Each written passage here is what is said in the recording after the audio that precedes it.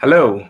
The top online marketplaces in the world sold nearly $2.7 trillion in 2020. And the top three online marketplaces, the likes of Taobao, Tmall, Amazon, account for nearly two-thirds of those sales. Whilst there are many other marketplaces around the world that grew nearly 100%, for example, Alibaba, eBay, Etsy in the US, and of course, also in Russia. I'm Vijay Tirathrai, welcome, and I'm your host for the LATOKEN TV, Founders Insight. For this episode, we'll be talking about emerging marketplaces. So we have two very different entrepreneurs and a VC that will be talking about the opportunities in marketplaces here in the Middle East. So let's begin with our first founder story.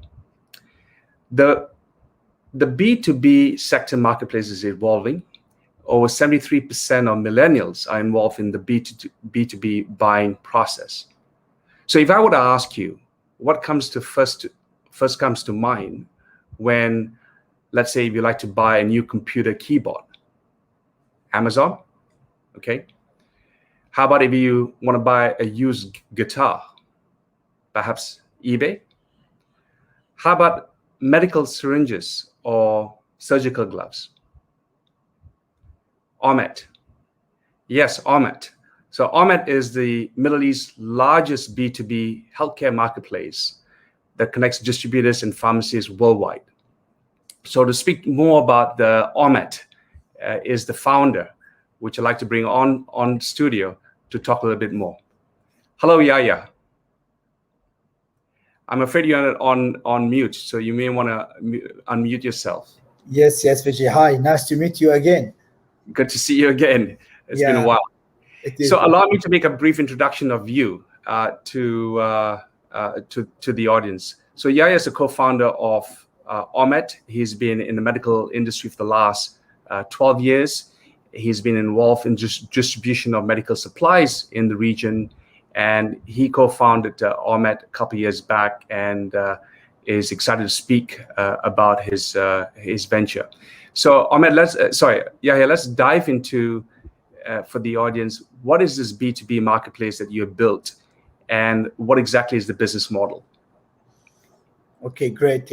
First of all, thank you for the introduction, Vijay. So Omet, we are the MENA's largest B2B marketplace in the healthcare for sure. We are connecting the healthcare providers with the healthcare suppliers, okay? Healthcare providers like pharmacies, hospital, clinic, dental lab, and the same thing for the suppliers, any kind of a product that related to the medical product. Okay, and if you think about, this is a B2B marketplace, so you're connecting obviously both the distributors in the region and manufacturers from around the world, I presume. Give us a sense of the scale. For example, like how big is your SKUs that you stock or not stock, and what's unique about the business model that you have developed here? Yeah, so our current SKUs for now, we have more than 150,000 SKUs in our marketplace, and this is definitely gonna grow while we go to more, let's say, categories. Only we are focusing on pharmaceutical product, but while we go to, let's say, dental or lab or category, the numbers will go higher. So normally what's special about our business, like as a B2B, so eventually healthcare provider, where we are now focusing on more on pharmacies, used to do all of their orders like by sending invoice, fax, SMS, calls. We are disrupting this business and make it more seamless way of managing the orders, placing it, delivering, making the payment. We solve all this problem from A to Z between healthcare providers and the suppliers. So it's a seamless experience. And by the way, it's been a while since I heard the word fax. So it's interesting. How big is the market? They're still using it. I can assure really? you. Yeah, they are. I've thrown my fax machine maybe 12, 15 years ago. They're still using it. Yeah. How big is the market? How big is the market that you're addressing? And I guess suppose it's a double-sided marketplace. Who typically is your customer? So how Yeah. big is it, and who are your customers? Yeah, so who's our customer? I'll answer this second question first. Is the supplier. Here is the distributors. They are our customers, but in the meantime, the other part is the healthcare providers, whether it's pharmacists or doctor or whatever. We give all things for them for free. Now we are currently working in Jordan, Emirates, and Saudi. So if I will talk about the market size in these three countries only, we are talking about something around 50 billion US dollar. But if you go with the Middle East, we are talking about more than maybe 200 billion dollars, and the total market size globally, we are talking about 4 trillion. So you're already the largest in the Middle East. There's no question about that. What's limiting your growth now, and how are you addressing it? First of all, it's in our market is still its traditional way. So changing, let's say COVID changed a little bit the consumer behavior, and now we start to have more flexibility of, let's say, pharmacists using the system, the app, and also the distributors to accept using digital, let's say, application. So, but the current challenge now more about making people accept and use and hooked with using technology. That's something, because like we're pushing and changing the people mentality, because this is something new. Like they have no one done this before. So if you want to get to something has no one do it before, so you need to, let's say, to exert more effort until you make this done. So changing people behavior takes time. Let's say this is our biggest challenge, but things going in Emirates. We just like 3 months ago we operated there. We have more than 1,000 pharmacies using us. Similar to Saudi, we're gonna launch by next week. We already have 2 tier 1 distributors signing with us, and they will start the business immediately. So we are seeing a good change on consumer and behavior, which will be good for everyone in this. Well, it sounds like you are building an incredible platform, but also you are on a mission to educate users to get them transformed into this digital journey from a paperless, seamless, experience. I would imagine that one of the things you're able to do is allow transparency in the supply chain. Now, speaking about the supply chain, the pandemic has caused, I guess, once in a lifetime opportunity and bottlenecks, right? Because of the disruption in supply around the world. Speak to us of how you're taking advantage of this situation, and how you're dealing with those challenges where there is perhaps mismatch of supply in the medical sector. Yeah, as I said before, like COVID really helped us to push people using, the technology. So what we have experienced huge growth, let's say month over month, starting from March 2020. So let's say medical representative before, they used to go and collect the order from the pharmacist, but due to the COVID and the quarantine and the things that the curfew also, they couldn't do it. So we experienced a huge growth into pharmacists ordering from our system. So that was, let's say, a good example of how the COVID changed, let's say, the ordering system between healthcare providers and the suppliers. What was your second question? Well, I guess what I was trying to understand is how you're taking advantage of it, right? So, in a way, you address it. But the other thing that I want to just maybe highlight is, I would imagine that traditionally a lot of the healthcare providers on the distributor and supply side will meet at exhibitions around the world to basically look for the latest technologies. That's not happening right now, is it? And therefore, how are you taking advantage of that? Yeah, I mean, for the, let's say, that you mean in this part, you mean the distributors and the manufacturers, they don't go for the exhibition. Yes, that's correct. And now they start to get to use more digital, let's say, platform. And this is part of things that we have already created, part of the Omit as a marketplace. We have Onyx, where we start to have like digital introduction between manufacturers and distributors. Okay, so this is something also we used to do before, and part of our focus as an Omit B2B, we start to focus more into, yeah, let's say, healthcare providers with distributors. But for the medical exhibition, most likely it is something between distributors and health and the manufacturers. This is something else called Onyx, part of our also product that we spin off, and it start to be let's say separate entity. And now we also seeing a lot of growth into that business as well, because before they were using more medical exhibition, so now they start using a subscription business model that can connect them with the distributors in different region.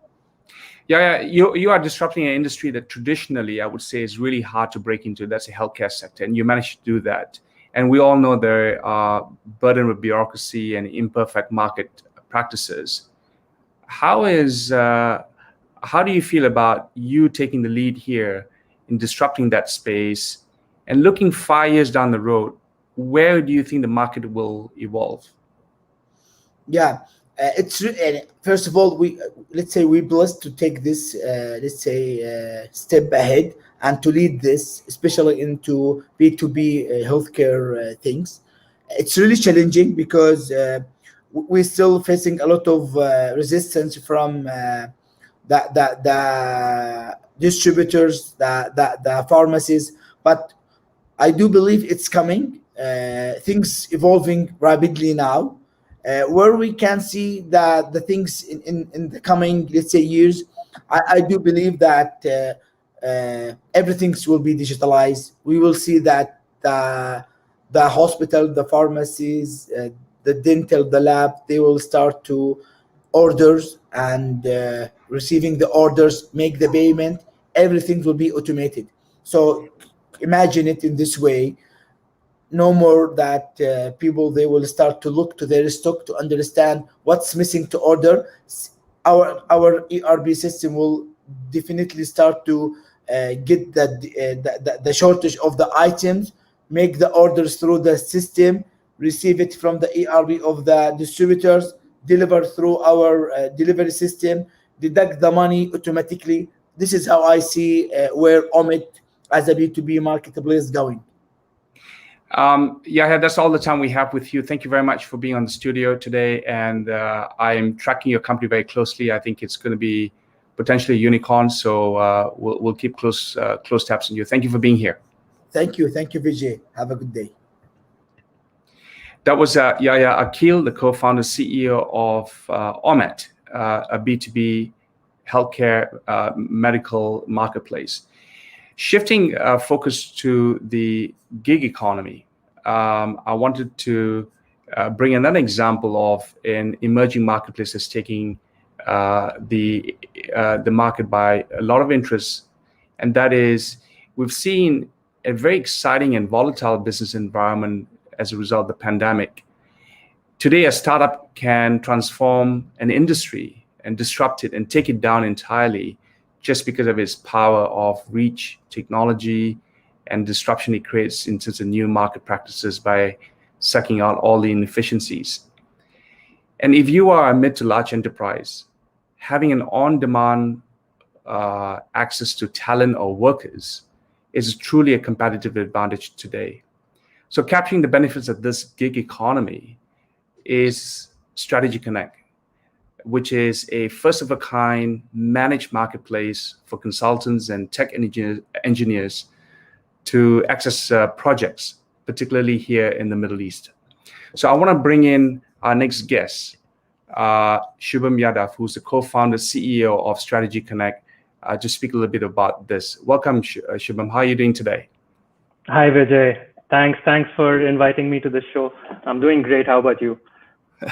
Doing well. I trust you at home, just like me, because yes.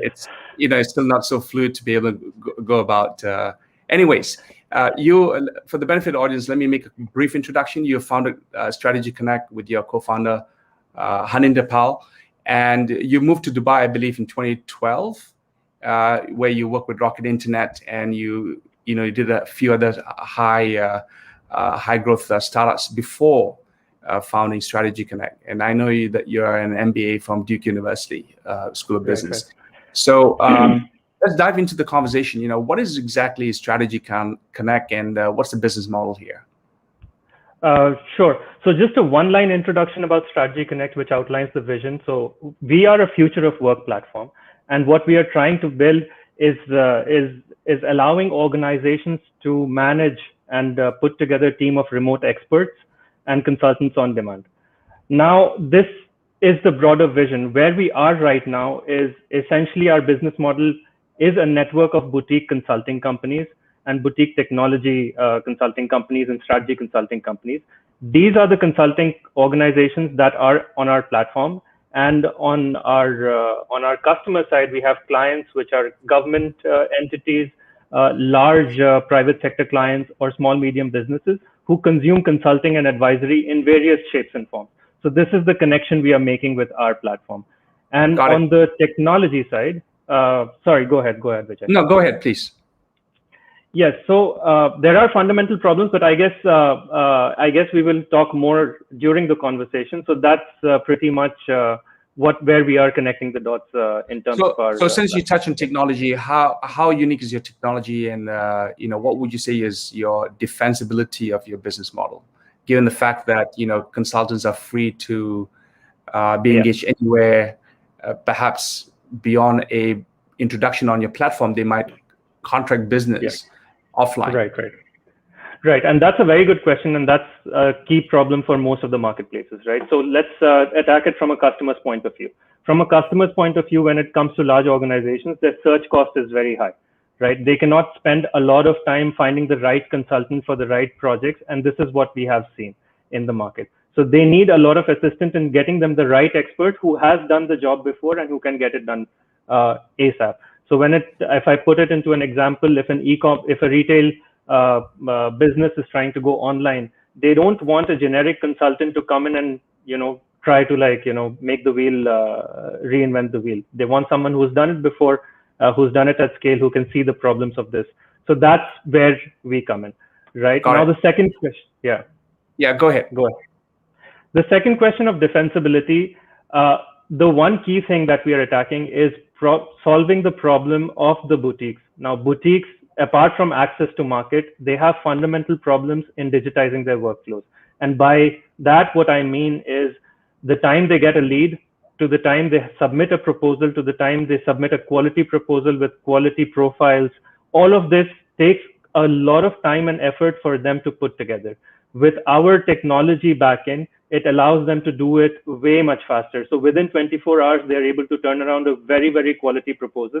And when I say turnaround, because a proposal requires a very complex approach, a very curated profile, if you hand create it, it can take a week, it could take a month. And that's why the traditional consulting companies, that's how they do it, but they throw bodies on it because they have a big pool of consultants working under there. Whereas we allow that to boutiques to do that in a very fast time. And that's why we are able to capture a lot of the demand as well in that sense. As you speak, it comes to mind, maybe it sounds like a solution which is a hybrid of maybe a lead generation CRM plus a workplace practice software that boutique firms don't have to invest in those independently. They just plug into the platform and get on with the business and the opportunity. So how do you make money then? So our monetization strategy is very simple. There is a demand from a government side or large industries. There are 2-3 types of demands. Either they want these experts to be on project basis where the scope is very clear. So we have the rate cards with our backend suppliers. We scope out the project, and with our margins, we go to the consultant. We go to our clients, and the margins are far less than the traditional big consulting companies or big tech consulting players. And the second is pretty much secondment. So a lot of these boutiques, you wouldn't believe, have a lot of open benches. So essentially, a lot of consultants not engaged on projects. So when organizations require 5 to 6 months, deployment. Let's say a person has gone on a maternity leave and you want to fill a space there with a high-end consultant, you can do that on our platform as well. Now, you've intentionally chose the Middle East as your marketplace and focus. Why so, and how big is the market that you think you're addressing? That's correct. So Middle East for us, by nature of our network, became a choice market because we have grown our network. So when we started the business, we basically reached out to our own network to start, getting business. However, if you look at consulting as an overall market, Middle East is the third largest in terms of consulting revenue. So just GCC alone is $5 billion in terms of traditional consulting. So the top tier consulting firms, that's the amount of revenue that they generate. When you open it up to MENA, it crosses $17 billion. When you further open it up to small, medium businesses or even mid-scale businesses, it almost reaches out to about $30 billion. So it's a huge market. Now, this market is not been hounded by consulting like with the likes like you see in Europe or in US, where service market is fairly advanced. Even the consumers are fairly advanced in terms of how they consume consulting. So that's why it became a very strategic target for us to be the first movers over here to capture as much market as possible in the fastest amount of time, and that's the reason. So in your pursuit of getting market share, where are you getting this market share from? Are you competing with the big four consulting houses, or are you basically trying to create a new niche, or are you basically consolidating a lot of the independent boutique firms? Right. So I think the latter is what we are offering. We are not directly head-on-head competing with the big four, where in all departments. So the big four pretty much work with the government sector. I mean, that's their major focus of business. So when we go to the government sector and offering our services, it's pretty much on the secondment side, where they already have someone managing a strategic advisory position and they want help with 2 or 3 consultants. Where we are competing with or where we are actually opening up the market is in the large to mid-size enterprises who cannot afford to go to the big top tier firms. That's where our strength lies. So when we get boutique consulting companies from Europe or from India who are specialized in retail or in healthcare practices, and they are able to work remotely and basically deliver a very quality product, quality service at one third the price of what a top tier consulting firm based out of Dubai would have done. Right, that's the market that we are basically disrupting. So in closing, you are definitely participating aggressively in the gig economy, which is providing on-demand talent, which is where the market's moving, and it's been greatly impacted by the pandemic, either positively or negatively, whichever spectrum you look at. Yeah. What do you see as the big trend happening in the next 5 years? I mean, like that really, like what we have seen in the past 1 year, Vijay, like it's really surprised us. Everyone believed that the government entities only work with the top tier, right? Now they have seen that working with us, they can get access to quality experts from Europe, from America, and they're not held to the throat by, like the same firm giving the same kind of advisory. And this has kind of set in stone. So they are signing up framework agreements where they're like, okay, bring us consultants from across the world. We don't care whether they're working in front of our faces in Dubai. Just get them on a Zoom call. We can do the projects remotely. It's the same trend that's continuing with the likes of the big organizations, small organizations. Everyone is basically going to this hybrid model of doing projects, and it's a trend, and it's here to stay, and it's here to continue. Right. Well, Shubham, I think it's been a pleasure listening to you. Clearly, I think where Strategy Connect is taking leadership is offering the breadth and depth of the talent pool on demand, which I think makes you more agile and accessible than, say, the big four firms. All the best on that front. Great talking to you, and let's be in touch. Thanks, Vijay. Likewise. Great talking to you as well. Take care. Bye. Thank you. So that was Shubham Yadav, co-founder, CEO of Strategy Connect based in Dubai. Next, we'll be talking to one of the leading VCs in the Middle East, who is also investing quite a bit in e-commerce marketplaces. And it is my pleasure to bring on board Shane Shin. Welcome, Shane. How are you doing? I'm doing great. Thank you for having me, Vijay. Not at all. So Shane, we're going to have a bit of a good banter between us, but allow me to just make a quick introduction to our audience of yourself. I know some of you might know that he's the founding partner at Shuruk Partners, which basically is leading seed stage VC venture capital in the Middle East, primarily in UAE, Saudi Arabia, and now Pakistan. I believe you made a recent acquisition, if not mistaken, in Bahrain. So That's truly a very aggressive young company. Now, Shane is also recognized as a Forbes under 30. He's a Kaufman Fellow. He's built his career in investment, working with the likes of UBS, TD Securities, Lazard Ferris, and so on. And also a subsidiary of Mubadala Investment Company, where we have a partnership with. Shane is majored in both finance and Mandarin, and at the Wharton School of Business. So I can go on and talking about Shane's spectacular accolades, but we won't have time for that. But I just want to welcome you, and such an honor to have you. So Shane, let's get down to business. Tell us what Shuruk's VC's investment thesis is. Yes. So really, thank you, everyone.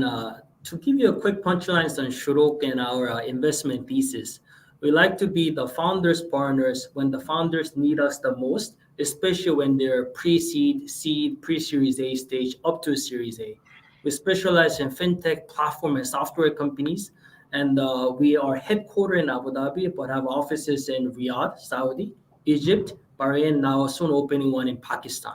So we have now a bit more than 38 companies, and we've made about 60 investments across those 30 plus companies. So generally, what are the deals that you're chasing right now? So for the deals that we can disclose, we're extremely active in platform and fintech. And these days, to give you a bit more color, over the last 2 years and a half, we have been extremely bullish on anything that touches on the infrastructure for e-commerce, infrastructure for fintech. So less on the B2C only, more on B2B, what can enable great e-commerce. What can like a B2B healthcare place like Ahmed. So we're privileged to be part of Ahmed's also cap table. So I know Yaya, of course, we're a big fan of them. So anything that touches on the more of a deeper down that disrupt the economy, we have been extremely bullish and we'll continue to be active there. I like the angle. I like the angle that you guys are taking in. I think we both know that we have, between us, a lot of common investments in several portfolio companies, Ahmed being one of them. What has been your worst and best investment so far? Oh man, it's don't be too embarrassed to speak about it. Yes, no, and we're always extremely transparent people. So the way to define worst is not from the returns perspective, more like we can say that we have been both blessed and about the fintech company called Nimcard. Like you might know them, they are more like a Marquita of the Middle East. We have been absolute fans. We have led their pre-series, Series A. They were the virtual cars issuance. They're already active in a few markets. Will soon be active in UAE and Saudi. It has been great, and I know we're absolute big fans of the company. But like I can tell you that in terms of worst, it's not just because it's my one personal impatience. Like sometimes the infrastructure companies take some time to commercialize, and we have been very patient. And finally, we're going live. So like that's the company we have again. Like we have been backing them strong, and I know that they will continue to crush it. I think so. I think you're spot on that prognosis. They're going to be a great company. So when you think about emerging marketplaces, the likes of Strategy Connect or Ahmed, what are the opportunities that still exist that you're excited about, and why? So one of the key thesis that we're very, very bullish on is on the SME lending space through this marketplace. A lot of e-commerce or a lot of this hybrid of e-commerce and fintech are actually driving and resulting in the lending platform in one form or the other. Buy now, pay later. Either e-commerce offering credit to their retailers. We have companies like Retailer and Capita. They're the leading B2B wholesale FMCG space. Eventually, they might have plans to come to the lending space as well. I believe our region, for a variety of reasons, we have been deprived, especially on offering credit solutions to SMEs. So I believe that is really a hot segment that is still a bit under the radar, but it's coming. BNPL has been extremely hot, but for me, that's part of a lending varieties, and I'm generally bullish more on the SME lending. Fantastic. So just building on that theme, Shane, if you don't mind, if I were to ask you the top three, top performing sectors in the next 5 years, lending being one, what would be your number two and number three? Yes, we also believe, I don't want to talk about Nimcard too much, and the Nimcard lean, that open banking is for lean, one of our portfolio companies, and the Nimcard being the issuer cards. For me, that those sectors that really empower e-commerce, fintech startups at the behind the scenes, I believe is going to be a massive win. How many mobile wallets we see? How many P2P payment transfers we see? How many personal finance management companies we see? We see a lot of them. So instead of choosing which PFM company will be the winner, which mobile wallet is going to be the winner, anything that empowers them, I believe is absolute is going to be the greatest winner. Right. And also, lastly, yeah, go ahead. Lastly, we're also extremely bullish on mobility platforms. We have been backing a company like Trucker since the early days, and they'll continue to crush it because our region at the end, we rely on trucks. And I'm not really talking about the last mile delivery. We focus more on the cross-border first mile delivery. And because still Saudi, Egypt, UAE, Jordan, Bahrain, all these things, there's still so much things to do. And I believe a company like Trucker will continue to dominate that space. They've done extremely well, and obviously, it's almost a virgin territory to really disrupt that industry, which has been very archaic for decades, as far as the logistics industry is concerned. When you think of Saudi Arabia, which you've just recently opened an office, you've been based out of Riyadh. What makes it an exciting venture capital economy? So anyone who has been to Saudi, despite the COVID, I'm sure will agree with me 1,000%. The amount, the pace, the velocity, this massive behemoth market is moving. It's just a mind-blogging. I actually joke with my partners, Mahmoud, Kunal, and Tamer, that I see another Singapore and Hong Kong almost every year. Saudi is building up new buildings, new markets, and our portfolio companies who actually sit with us across our offices, we see it. Right, and not only the buildings and the excitement on the startup and the tech, also the regulations are happening so fast, which is so important for startup ecosystem to thrive. And we see a huge talent pool, not only the capital, which I know is self-explanatory. A lot of capital is there, but also great talents are also there. So that's why we're going double down, triple down in Saudi also. Well, that's very exciting. I think you can be a great ambassador for the Saudi venture capital industry. You'll probably see me there as well. I'm spending more time in Riyadh now. And so just in closing, more of a personal question.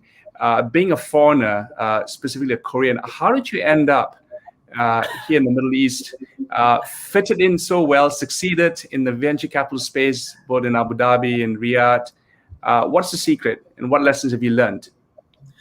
So, I'm learning Arabic, so that's always a start. And for me, anyone who knows me, I want to be in the Middle East for the next 40 years. We're building Shurok, not for a 5-year journey, not 10-year journey, for the next 40 years. So this is my home, right? So I've always been extremely blessed by amazing friends like you, Vijay, Mahmoud, like all of the people in our ecosystem have embraced me. The initiator, who is this chubby Asian, doing in the Middle East, right? But I really absolutely thrive. It's very similar to culture in Korea. It's all about character, integrity, relationships are extremely important. And if you ask me why I'm here, right? So I know that I'm not the smartest guy in the world. right? So I know that I'm not the most genius guy either to always to win. However, what I do have is the discipline and passion, and I felt that I can just be in a emerging economy like Middle East, whom I truly love, just be it a bit early than being late, and I can just work hard, be disciplined, really just be sincere, and the whole economy will uplift and will rise together. And alhamdulillah, it has been proving true, and I really have been loving it so far. Well, Shane, it's been a pleasure working with you in the ecosystem. You've been a great collaborator for venture deals and deal flows. So let's keep it that way. I'd love to go on, but just the time we have. Shane, thank you so much for your valuable time. I know you have an extremely busy schedule as well. Thank you for being here, and great to see you. Thank you, everyone. Bye-bye. So that was Shane Sheen, partner at Shuruk VC Partners.